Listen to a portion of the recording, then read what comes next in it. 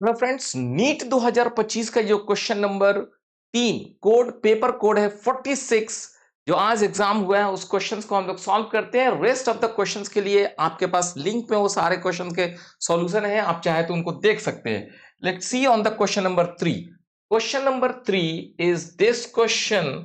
The question है आपके सामने, ये वाला क्वेश्चन है कि 2 एम्पियर का जो है करंट जो है आपको चल रहा है through the two different circular loop. So दो सर्कुलर लूप है, एक लूप आपका ये है और एक लूप आपका ये बड़ा वाला है। मान लीजिए यहां पे रेडियस आपका R1 दिया हुआ है, यहां पे रेडियस जो है आपका R2 दिया हुआ है कि R1:R2 इज 1:2। ओके, इसमें करंट I चल रहा है, इसमें भी करंट I चल रहा है। वैल्यूज दिया हुआ है करंट का कि 2 एम्पियर का करंट चल रहा है। ठीक है, the ratio of their respective magnetic moments, इसका मैग्नेटिक मोमेंट अगर मान लीजिए M1 है, इसका मैग्नेटिक मोमेंट M2 है। क्वेश्चन क्या है? Magnetic moment. अब आप पूछेंगे कि मैग्नेटिक मोमेंट होता क्या है? तो मैग्नेटिक मोमेंट एक वेक्टर क्वांटिटी है एंड वो सिंपली क्या होता है that magnetic moment M is nothing but current multiplied by area vector।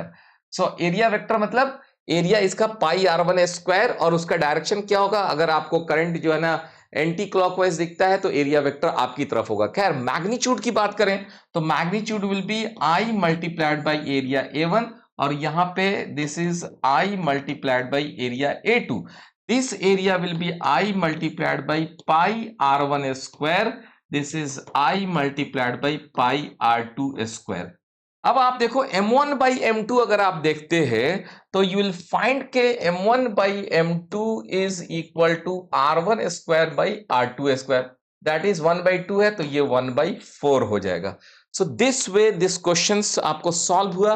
मैं आपको क्या बोलता हूं कि अगर आपको मैग्नेटिक मोमेंट के बारे में पढ़ना है तो एनसीईआरटी का पार्ट 1 क्लास 12 का है ये बुक एनसीईआरटी, इस पे आप चले जाओ और पेज नंबर 133 पे जाओ। कितने पे जाओ?